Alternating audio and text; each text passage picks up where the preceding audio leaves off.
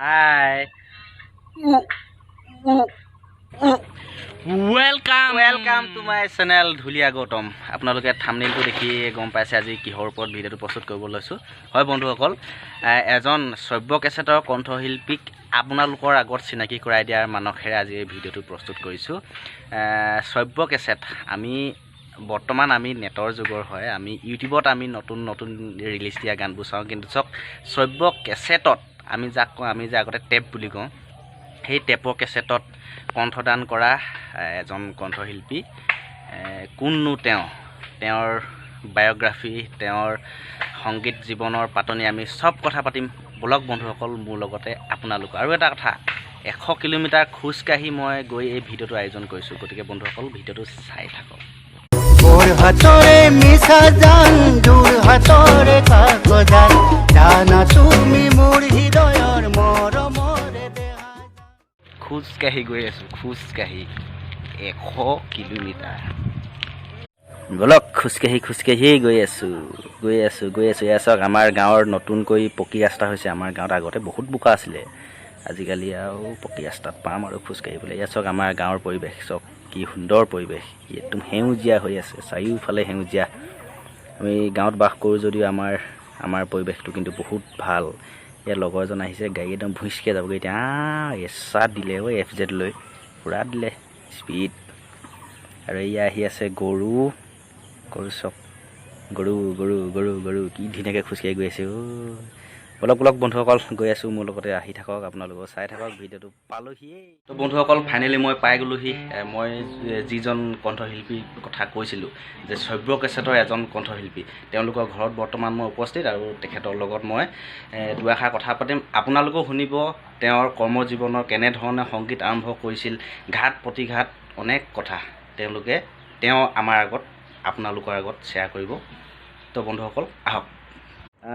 যিজন শ্ৰব্য কেছেটৰ কণ্ঠশিল্পীক মই পৰিচয় কৰাই দিয়াৰ মানসেৰে আপোনালোকৰ আগত আজি এই ভিডিঅ'টো প্ৰস্তুত কৰিছোঁ, তেওঁৰ কাষত মই বৰ্তমান উপস্থিত আছোঁ। তেওঁৰ নাম হ'ল বিমান চেতিয়া। আৰু তেখেতক অনুৰোধ জনাইছোঁ যে পোনপ্ৰথমে আপোনাৰ নিজস্ব কথাবোৰৰ গীত এটিয়ে আমাৰ আজি অনুষ্ঠানটো আৰম্ভ কৰক। পোনপ্ৰথমে মই আপোনালোকক ধুলীয়া গৌতম ইউটিউব চেনেলটিলৈ শুভেচ্ছা জ্ঞাপন কৰিছোঁ। ধন্যবাদ। আৰু ধুলীয়া গৌতম এই ইউটিউব চেনেলটোৰ যোগে সদৌতি অসমবাসী ৰাইজলৈ মোৰ আন্তৰিক মৰম আৰু শ্ৰদ্ধা জ্ঞাপন কৰিছোঁ। আৰু পোনপ্ৰথমে এই গীতটো গাবলৈ ক'লে যেতিয়া মোৰ এটি স্বৰচিত গীতেৰে আপোনালোকলৈ পুনৰবাৰ মৰম যাচিছোঁ।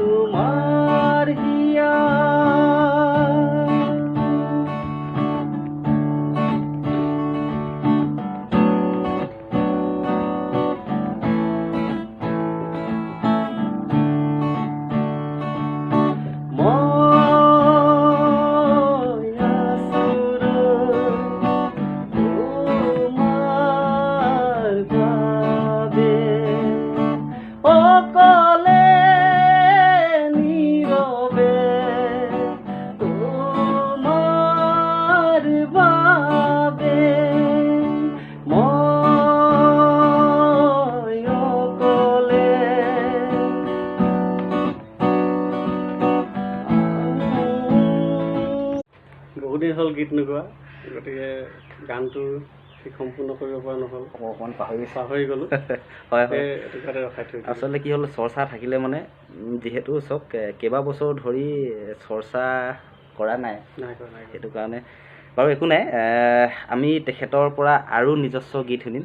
এতিয়া জানিব বিচাৰিছোঁ যে তেখেতে সংগীতৰ যাত্ৰা কেতিয়াৰ পৰা আৰম্ভ কৰিছিল, তেখেতৰ মুখেদি জানিব বিচাৰিছোঁ যে ল'ৰালি অৱস্থাৰ পৰা সংগীতৰ যাত্ৰালৈকে আৰু এই বৰ্তমান এই সময়লৈকে।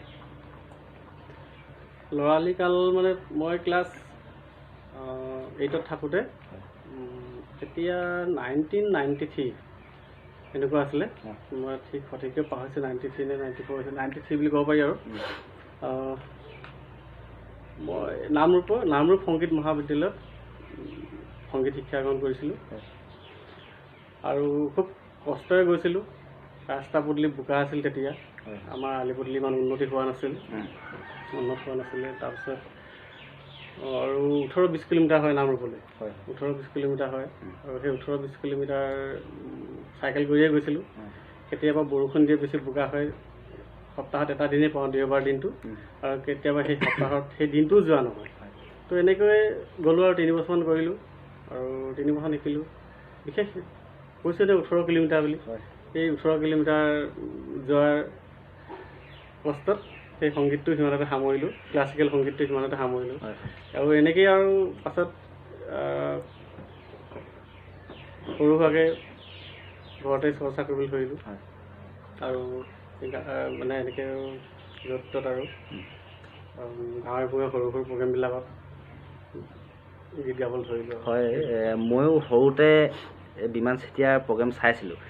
এইটো চাওক, তেখেতে কৈছে 17-18 কিলোমিটাৰ চাইকেলত, ৰাস্তা বেয়া। অৱশ্যে সঁচাকৈয়ে ৰাস্তা বেয়া আছিলে। মোক ঘৰতো মা দেউতাই কয়, অলপ আগতে দেখিলে যে আহি থাকোঁতে যিটো এতিয়া পকী ৰাস্তা হ'বলৈ গৈ আছে, সেই পকী ৰাস্তাটো আজি 18-20 বছৰ, 15-16 বছৰ আগত এআঁঠুতকৈও বেছি বোকা আছিলে বুলি মোক ঘৰত কৈছিলে। এতিয়া তেখেতলৈ মোৰ এটা প্ৰশ্ন, যে আপুনি আকৌ আগৰ নিচিনাকৈ সংগীত জগতলৈ উভতি আহিবনে? এতিয়া সংগীত জগতলৈ বৰ বেছিকৈ নোৱাৰিলেও ল'ৰা ছোৱালীকেইটাৰ কাৰণে অলপ কম পৰিমাণে হ'লেও পঢ়াৰ চেষ্টা কৰিছোঁ। আৰু এতিয়া ঠিক বিহুৰীয়া এটা গীত আছিলে, এইটো লকডাউনৰ কাৰণে বিহু আগত উলিয়াব নোৱাৰিলোঁ, তো সেইটো এটা নতুনকৈ দিছিলোঁ, এবাৰ নতুন পৰিকল্পনা মহানত দিলোঁ। তো এতিয়া আকৌ গীতটো ঠিক সময় আহক, ৰাইজৰ আগত পাণিবদ্ধ কৰি হেৰি আগবঢ়াই দিম বুলি ভাবিছোঁ। কিছু অংশ শুনাই দিব পৰা যাব নেকি? পাৰি, অলপ চলপ। তাকেই কিছু অংশ শুনো। গীতটো খুব থুলমূলকৈ শুনাই দিছোঁ। হ'ব। দীঘলকৈ চলি গ'ল ৰে ভণ্টি মই মেট্ৰিক ফেল, তোমাৰ ঘৰলৈ গৈ কেনেকৈ বজাওনো কলিং বেল। দীঘলকৈ চলি গ'ল ৰে ভণ্টি মই মেট্ৰিক ফেল, তোমাৰ ঘৰলৈ গৈ কেনেকৈ বজাওনো কলিং বেল।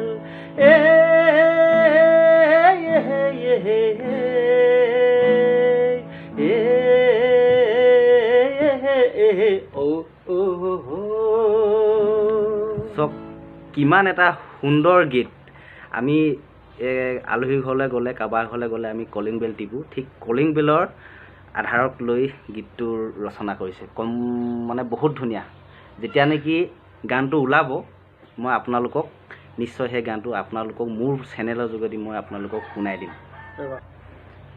গীতটো মানে মোৰ এনেকুৱা হৈছে, বহুত ওপৰত গাইছোঁ, তাত স্কেলত গাইছোঁ। ইয়াত এনেই ঠিক আৰু মোৰ কৈছোঁ নহয়, গীটাৰ মোৰ বেছি হেৰি কৰাৰ অভিজ্ঞতা নাই যে, গতিকে ইয়াত মানে মই গানটো যেনেকৈ মানে দি আহিছোঁ, ৰেকৰ্ডিং কৰিছোঁ, ঠিক তেনেকুৱা তেনেকৈ মই এতিয়া গাব পৰা নাই, এই গীটাৰখনৰ কাৰণে হেৰি কৰিব পৰা নাই। তো চাওঁ কিমান ভাল হয়। এতিয়া মই আপোনাক এটা মোৰ ব্যক্তিগত ফালৰ পৰা অনুৰোধ কৰিছোঁ যে আপুনি পুনৰ সংগীতলৈ ঘূৰি আহক। আপোনাৰ শুনিছে কিমান সুন্দৰ এটা কণ্ঠ, কিমান ছফ্ট, আমি যাক কওঁ মিহি, কিমান কোমল কণ্ঠ। মোৰ অনুৰোধ নিশ্চয় ৰক্ষা কৰিব লাগিব, আপুনি আহক সংগীতৰ জগতলৈ পুনৰ। সংগীত জগতলৈ বৰ বিশেষভাৱে আগবাঢ়িব নোৱাৰিলেও কিছু পৰিমাণে ল'ৰা ছোৱালীকেইটাৰ কাৰণে কৰিম বুলি মই কৈছোঁ। তো ছোৱালীজনীয়ে মোৰ আগৰ গানবোৰ শুনে যে দেউতা আকৌ গান গওক বুলি কয়। তাৰ কথা মই পেলাব পৰা নাই, বিশেষকৈ মোৰ ছোৱালীজনীৰ কাৰণে তাইৰ কথা পেলাব পৰা নাই। গতিকে আকৌ সংগীত জগতলৈ এনেকৈ কিছু মানে অলপ এৰা ধৰা মাজেৰে আহিবলৈ চেষ্টা কৰিম। আপুনি আহিব লাগিবই, চেষ্টা কৰিম। এতিয়া শুনিম যে আপুনি যিটো সময়ত শ্ৰব্য কেছেটখনত আপোনাৰ গীতটো বাণী বন্ধন কৰিছিল, সেই গীতটো অলপ শুনিব পাৰিম নেকি? পাৰিব। মই গীতটোৱে পাহৰিলোঁ। এইটো প্ৰায় 2008 চনৰ মানৰ কথা। চিন্তা কৰক, 2008 চনত এখেতে শ্ৰব্য কেছেটত কণ্ঠদান কৰিছিল গীত। 2007 চনৰ কথা। হয়। গতিকে গীতটোৱে পাহৰিছোঁ, মোৰে কথা এইবিলাক কথাবোৰ মোৰে আছিলে। ঠিক আছে, অলপ মই বনাই দিম। তাত ৰূপামিলিৰ লগতো এটা গীত গাইছিলোঁ। ৰূপামিলিৰ লগত গোৱা গীতটো আমি শুনিম বাৰু।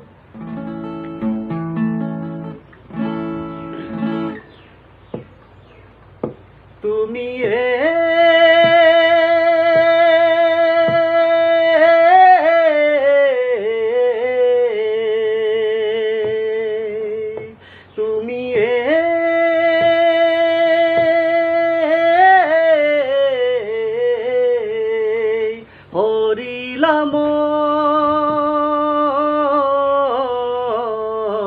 কোনেও নজনাকৈ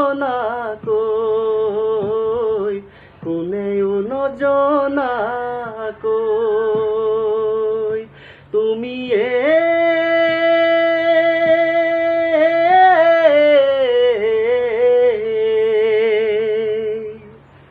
শুনিলোঁ। এটা থাকি গ'ল, সেইটো লাইন এটা থাকি গ'ল, সেইটো ভুল ধৰিব নালাগে। মই অকল ভুলটোৱে শুনাই দিছোঁ। হয়, একো নাই বন্ধুসকল। হয়, যিহেতু চৰ্চা কৰি থাকিলেহে মানুহৰ আয়ত্ত হৈ থাকে। সেইটো এলবামটোৰ নাম কি আছিল? সেইটো এলবামটোৰ নাম আছিল কিয় ইমান মৰম লাগে। কিয় ইমান মৰম লাগে, এখন মানে ৰোমান্টিক গীত। চক, কিয় ইমান মৰম লাগে। এতিয়া আমি শুনিম কিয় ইমান মৰম লাগে গীতটো। ঠিক আছে, এই গীতটো মই ৰূপামিলিৰ লগত গাইছিলোঁ। অলপমান শুনাই দিওঁ। ঠিক আছে। কিয় ইমান মৰম লাগে মুৰি মাঐ, কিয় ইমান মৰম লাগে, ক'বনো আৰু ভাল পাওঁ বুলিও মই থাকো দূৰে দূৰে। কিয় ইমান মৰম লাগে মুৰি মাঐ, কিয় ইমান মৰম লাগে, ক'বনো আৰু ভাল পাওঁ বুলিও মই থাকো দূৰে দূৰে। মানে হ'ব বন্ধুসকল, ইয়াৰ পিছত আমি জানিম যে যিহেতু মানুহৰ জীৱনত বহু ঘাত প্ৰতিঘাতৰ মাজেৰে মানুহৰ জীৱনটো আৰম্ভ হয়। আপোনাৰ সংগীত জগতত তেনেকুৱা কিবা ঘাত প্ৰতিঘাত আছে নেকি, যিটো মানে মোৰ ভিডিঅ'ৰ যোগেদি আপুনি অৱগত কৰিব বিচাৰিব নেকি? মোৰ সংগীত জগতত ঘাত প্ৰতিঘাত বুলি ক'বলৈ বহুতেই আছে। আৰু বিশেষকৈ মই যেতিয়া 1997-98 চনত গাঁৱে ভূঞে সৰু সুৰা প্ৰগ্ৰেম কৰিছিলোঁ। সেইবিলাকত মোক নিমন্ত্ৰণ নাই, উপজাচি মই যাওঁ, লগত দুজনমান বন্ধু বান্ধৱ আছিলে, ভাল লাগে আৰু তেওঁলোকক মাতি আনো, আহাচোন আমুকটো বজাবত আহা। মোৰ আঁতৰি আহিছিল, মোৰ এতিয়া বৰ্তমান আঁতৰি নিত্যানন্দ গগৈ, সিও ড্ৰাম বজাবলৈ আহে। এনেকৈ মানে আহোঁতে মই নীলমণিৰ পৰা এজন মানুহ আহিছিলে। সেইটো মোৰ মানে সংঘাত বুলি ঘাত প্ৰতিঘাতৰ কথা কৈছোঁ সেইটো। তো গান গাইছিলোঁ, খুব ভালেই লাগিছিলে। বোকাপানী কৈছোঁ কি ঠেলা এখনত আমি ড্ৰাম ছেট, তবলা, ঢোলক চোলক এইবিলাক আমি ঠেলাত বান্ধি লৈ গুচি যাওঁ, প্ৰগ্ৰেম কৰিবলৈ যাওঁ, প্ৰগ্ৰেম কৰোঁ, ভাল লাগে, খুব ভাল লাগে। আৰু সেনেকৈয়ে ইমানখিনি কষ্ট কৰি মানে সেইবিলাক খুব সুন্দৰকৈ পাৰ হৈ গ'ল। সেইবিলাক স্মৃতি এতিয়াও ভাল হৈ আছে। কিন্তু যিটো সংঘাত বুলি কৈছে, ঘাত প্ৰতিঘাত, সংঘাত, এনেকুৱা সংঘাত আৰু তেনেকুৱাকৈ এজন সুবিধাবাদী মানুহ লগ পালোঁ। মোৰ ককাইদেউ বুলি ক'বলৈ বিশেষ নাই, তো তেওঁক মানে মই তেতিয়া সেই গাঁৱৰ বিষয়ে প্ৰগ্ৰেম কৰোঁতে মোৰ লগত এজন নীলমণি ৰাজগড় নীলমণিৰ পৰা হয় এজন কীবৰ্ডিষ্ট আহিছিল। তেওঁ বয়সস্থ যথেষ্ট বয়স আৰু তেওঁক মই মোৰ দাদা হিচাপে মানি লৈছিলোঁ আৰু দাদা বুলিয়ে গ্ৰহণ কৰিছিলোঁ। মোৰ ঘৰলৈ আহে, মোৰ লগত কীবৰ্ড বজায়, মোৰ লগত থাকেও 5 দিন 3 দিন এনেকৈ থাকেও। মায়ে কয় কিন্তু মানুহজন বোলে হাঁহিটো মোৰ কিন্তু পচন্দ নহয় বুলি কয়। সঁচাকৈ মানুহজন হয় বন্ধুসকল, কিছুমান মানুহৰ মুখতো হাঁহিটো কেতিয়াবা মানে কিবা এটা বেয়া লুকাই থাকিব। হয় হয়, তেনেকুৱাই হৈছিলে। হয়তো মায়ে অকণমানকৈ গম পাইছিল মানুহজনৰ বিষয়ে। তো তেতিয়াই মোৰ লগত প্ৰগ্ৰেম কৰি থাকোঁতে তেওঁ মোক এটা প্ৰস্তাৱ আগবঢ়ালে যে আমি এখন কেছেট কৰোঁ। তেতিয়া দিনতেই এইটো 1997 চনতেই তেওঁ আগবঢ়ালে যে কেছেট এখন কৰোঁ। মই কৈছোঁ মোৰ হাতত ইমান পইচা নাই, পইচাটো বহুত লাগিব। ক'লে যে কি তুমি মাত্ৰ মোক কামটো আগবঢ়াই দিয়া, বাকীখিনি মই মেনেজ কৰিম। আৰু তেওঁ তেতিয়া অনুপ ফুকন ছাৰৰ লগত, অনুপ ফুকন ছাৰ তেতিয়া MLA আছিল, অনুপ ফুকন ছাৰৰ লগত খুব ভাল আছিল তেওঁ।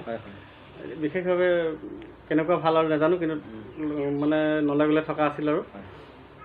তাৰপিছত মোক ক'লে তুমি কামটো আগবঢ়াই দিয়া, বাকীখিনি মই অনুপ ফুকনৰ পৰা লৈ পিনে হ'লেও কেছেটখন আগবঢ়াম বুলি ক'লে। তো মই ক'লোঁ মই 25,000 টকা পাৰিম বুলি ক'লোঁ। আৰু সেইটো সময়তে কলেজ চলেজ সেই খুব বাগান খুলিবলৈ ধৰিলোঁ। মইতো 2 বিঘামান বাগান খুলিছিলোঁহে তেতিয়া। 2 বিঘা বাগানৰ মানে মই মালিকৰ পৰা, পাতৰ মালিকৰ পৰা মই এডভান্স আনিলোঁ 25,000 টকা। তো 25,000 টকা তেওঁক দিলোঁ। দুয়োটাই গ'লোঁ গুৱাহাটীলৈ গ'লোঁ। অনুপম শৰ্মা বুলি এজন মিউজিক ডাইৰেক্টৰ আছিল, তাৰ ঘৰতো সোমালোঁ। তৃষ্ণা বাইদেউৰ ঘৰতো সোমাইছিলোঁ, তৃষ্ণা দেৱী ঘৰতো সোমালোঁ। তেওঁ ক'লে আমি আপোনালোকৰ লগত গীত গাব নোৱাৰিম, মই ৱেবছৰ লগত চুক্তিত আছোঁ, সেইটো কাৰণে গতিকে আপোনালোকৰ লগত গীত গাব নোৱাৰিম বুলি ক'লে। আমাৰ কেছেটত গাবলৈ দিলোঁ। তো তেওঁ গ'লোঁ, গৈ গুৱাহাটীত মোৰ ভাগৰ পইচাও দিলোঁ আৰু মিউজিক ডাইৰেক্টৰকো দিলোঁ, মিউজিক এৰেঞ্জাৰ। তাৰপিছত তেনেকৈ কৰি 10-12 হাজাৰমান টকা খৰচ কৰি আহি দিলোঁ। অহাৰ পিছত তেওঁ মোৰ ঘৰলৈ আহিবলৈ ধৰিলে, খুব আহে যে গুৱাহাটীত ষ্টুডিঅ'ত আৰু পইচা দিবলৈ আছে আৰু হেণ্ডছক দিবলৈ আছে, বুজা মানুহক দিবলৈ আছে, ডাইৰেক্টৰক খুজিছে, এনেকৈ কয় আৰু। তো তেনেকৈ কৰি পিনে মোৰ বাকীখিনি পইচা সি লৈ গ'ল, প্ৰায় 13,000 পইচা আৰু বাকী লৈ গ'ল। কিন্তু 13,000 পইচা লৈ মানুহ গায় গুৱাহাটী মানে নগ'ল আৰু পইচাটো মানে বেলেগত খৰচ কৰি পেলালে। তাৰপিছত গুৱাহাটীতো গোটেই পইচাখিনি মই ভাবিছিলোঁ তেওঁ পইচা নিছে, তেওঁ পইচা নাই নিয়া। তো গতিকে মোৰে চব পইচা খৰচ কৰিলোঁ। তাৰপিছত আৰু গুৱাহাটীত নগ'ল, সেই বাকী পাছত এইবিলাক সেই হ'ল আৰু। পাছত পইচা খেলি মেলি হ'ল, কেছেটখনো ওলোৱা নোলালে। তাৰপাছত আৰু মই শুনিবলৈ পালোঁ পাছত মোৰ 13,000 পইচা নি পিনে বোলে বাকী পাছত মানুহজনীৰ কাৰণে সোণৰ চেইন এডাল অৰ্ডাৰ দিয়া আছিলে, সেই তাৰ আধা পইচা বোলে চেইনডাল খৰচ কৰিলে। ইণ্টাৰেষ্টিং কথা। চব তেতিয়াৰ যুগৰ 12, 13, 15, 20 হাজাৰ টকা কিমান হ'ব পাৰে আপুনি চিন্তা কৰক। যিহেতু তেতিয়া যুগত ইনকম বুলি খুব কম আছিলে আৰু হয়তো সেই ঘাট প্ৰতিঘাতৰ মাজতে আপোনাৰ কৰ্মব্যস্ততা মানে থমকি ৰ'ল। হয়, আৰু সেইটো মোৰ বহুত কষ্টৰ পইচা আছিলে আৰু মই খুব কষ্টৰে পইচাটো উলিয়াইছিলোঁ। তাৰপিছত পইচাটো যোৱাটো মোৰ আচলতে ডাঙৰ কথা নহয়, তেওঁ যে মোক সুবিধা ল'লে। মোৰ নিজৰ দাদা হিচাপে জ্ঞান কৰিছিলে মানুহজনক। তো পইচাটো মোৰ আচলতে মোৰ ডাঙৰ কথা নহয়, তেওঁ মোক সুবিধা লোৱাটোহে মই অতি দুখ পাইছোঁ। অন্তৰত মানে মোৰ আঘাত লাগিছে যে তেওঁ মোৰ এই সুবিধাটো ল'ব নালাগিছিলে। ইমান ধুনীয়া এটা সম্বন্ধ, যিটো সম্বন্ধ মানে শব্দ যেনেকৈ দাদা ককাইদেউ বুলি কৈছোঁ, এই সম্বন্ধটো যে মই তেওঁক নিজৰ দাদা নথকাৰ কাৰণে পাতি লৈছিলোঁ। তো এনেকুৱা এটা সম্বন্ধ তেওঁ মানে মিছবিহেভ কৰিলে। তো এইটো কাৰণেহে মোৰ বেছি দুখ লাগিছে, অন্তৰত মই দুখ পাইছোঁ। হয় বন্ধুসকল, আমি যাক কওঁ, আমি বৰ্তমান এতিয়া চলিত ভাষাই কওঁ যে পইচা মাৰি দিলে, তেনেকুৱাই কথা। হয়, আপুনি অৱগত কৰিব বিচাৰিব নেকি যে আপোনাক সংগীত জগতলৈ পোনপ্ৰথমে আগবাঢ়ি অহাৰ ক্ষেত্ৰত কোনে অৰিহণা যোগাইছিল, কোনে প্ৰেৰণা যোগাইছিল? এইটো এটা বৰ ধুনীয়া কথা ক'লে। আমাৰ ঘৰখনতে আচলতে সকলোৱে গীত গাইছিল। মোৰ মায়ে বৰ ধুনীয়া গীত গায় আৰু মোৰ মাজু বাইদেউ বৰ সুন্দৰ কণ্ঠ হৈছিল। আৰু বাইদেৱে যেতিয়া গীত গায় টেবুলতে বজাই থাকে, টেবুলত বজাই গায়, শুনি খুব ভাল লাগে মাজু বাইদেউ। বাইদেউৰ পৰা যথেষ্ট প্ৰেৰণা পাইছিলোঁ। আৰু আমাৰ বাইদেউ 4জনী আছিলে, 4জনীৰ ভিতৰত 3জনীকে মই গান গোৱাত পাইছোঁ। আৰু প্ৰথম ডাঙৰ বাইদেউটো মই সৰু হৈ থাকোঁতে বিয়া সোমাই যোৱা, সৰু হৈ থাকোঁতে বিয়া হৈ যোৱা সেই তাৰপিছতে গতিকে বাইদেউক পাইছোঁ, বাইদেৱে ভাল প্ৰেৰণা দিলে। তেনেকৈ আৰু বাইদেউৰ পৰা মাৰ পৰা এনেকৈ শুনিয়ে গীত গাবলৈ আৰম্ভ কৰিছিলোঁ। মানে এই ভিডিঅ'টোৰ যোগেদি তেখেতসকলক আপুনি এবাৰ ধন্যবাদ জনাই দিলে ভাল হ'ব। হয় হয় হয় হয় বাইদেউহঁতলৈ লগতে অকল বাইদেউহঁতক ক'লেতো এতিয়া বাইদেউহঁতে দুখ পাব নাই মনতে, ভিনদেউহঁতকো ক'ব লাগিব যে মোৰ বাইদেউ কেইজনী বৰ মৰমৰ আৰু ভিনদেউ কেইজনো মোৰ বৰ অতি মৰমৰ। আৰু ভিনদেউ ডাঙৰ তিনিজন মোৰ বেছি মৰমৰ আছিলে। তেওঁ খুব ভাল পায় মোক, তেওঁ গানত বৰ আগবঢ়াই দিছিলে। তেওঁৰ পৰাই যথেষ্ট সহায় সহযোগ পাইছোঁ। আৰু তেওঁ মই গীত গোৱাৰ কাৰণে ভিনদেউৱে খুব মানে আগ্ৰহ প্ৰকাশ কৰিছিল, খুব ভাল পাইছিল। আৰু গতিকে ভিনদেউহঁতলৈ বাইদেউহঁতকো ধন্যবাদ জ্ঞাপন কৰিছোঁ। লগতে নিজৰ মাকলৈও ধন্যবাদ জ্ঞাপন কৰিছে। বন্ধুসকল, ইমান পৰে এজন শ্ৰব্য কেছেটৰ কণ্ঠশিল্পী বিমান চেতিয়াৰ লগত সুখ দুখৰ কিছু কথা পাতিলোঁ, গীত শুনিলোঁ। ভিডিঅ'টো বৰ বেছি দীঘলীয়া নকৰোঁ। আৰু এটা মই কওঁ যে যিহেতু মই ক'লোঁ যে 100 কিলোমিটাৰ খোজকাঢ়ি আহিছোঁ, মই 100 কিলোমিটাৰ খোজকাঢ়ি অহা নাই, ক্ষমা কৰিব। 100 মিটাৰ খোজকাঢ়ি আহিছোঁ, মোৰ ঘৰৰ নিচেই ওচৰতে 100 মিটাৰ খোজকাঢ়ি আহিছোঁ। খোজকাঢ়ি আহি বিমান চেতিয়াৰ ঘৰত মই উপস্থিত হৈছোঁহি। আৰু সদৌ শেষত আপোনাৰ গীত এটিৰে বা আপোনাৰ ভাল লগা গীত এটিৰে অনুষ্ঠানটো আপুনি সমাপ্ত কৰি দিয়ক। ঠিক আছে, কিমান পাৰোঁ। খুব থুলমূলকৈ শেষ কৰিব লগা হৈছে আৰু বিশেষ কথা কোৱাৰ অভিজ্ঞতা নাই। গানহে গাওঁ, কথা ক'বলৈ বৰ বিশেষ নাজানো। তাৰপিছত পুনৰবাৰ ঢুলীয়া গৌতম ইউটিউব চেনেলটিলৈ গৌতমলৈ আৰু সদৌতি অসমবাসী ৰাইজলৈ পুনৰবাৰ মোৰ মৰম যাচিছোঁ আৰু থুলমূলকৈ গীতটি গাই এতিয়া সামৰিম ন।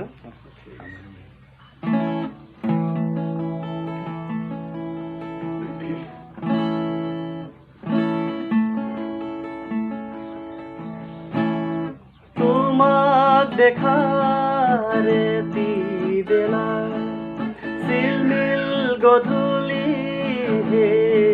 দিলা উৰি গ'ল হঠাৎ মন কৰবাৰ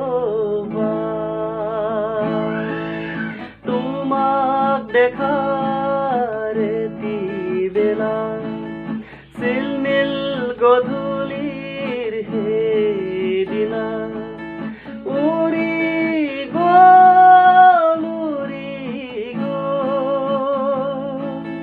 হঠাৎ মন কৰবাৰ। খুব সুন্দৰ কণ্ঠ। আপুনি পুনৰ সংগীত জগতলৈ ঘূৰি আহক, এয়ে মোৰ কামনা। বন্ধুসকল, ভিডিঅ'টো বৰ বেছি দীঘলীয়া নকৰোঁ। পৰৱৰ্তী ভিডিঅ'ত আহি আছোঁ মোৰ এজন শিক্ষাগুৰু তেখেতো শিক্ষাদানৰ মাজতে সংগীত চৰ্চা অব্যাহত ৰাখে। আমি তেখেতক লৈ মই পৰৱৰ্তী ভিডিঅ'ত আহি আছোঁ। আৰু এই মুহূৰ্তত আপোনালোকৰ পৰা বিদায় লৈছোঁ। আপোনালোক সদৌতিলৈ মোৰ চেনেলটোৰ যোগেদি পুনৰ এবাৰ ধন্যবাদ জ্ঞাপন কৰিছোঁ। আপোনালোকে যদি ছাবস্ক্ৰাইব কৰা নাই, চেনেলটো ছাবস্ক্ৰাইব কৰিব, বেল আইকনটো প্ৰেছ কৰিব, তেতিয়াহে মোৰ আহিবলগীয়া ভিডিঅ'সমূহ ন'টিফিকেশ্যন আপোনাৰ তাত পাই যাব। বন্ধুসকল, ভিডিঅ'টো ইমানতে সামৰণি মাৰিছোঁ। ধন্যবাদ।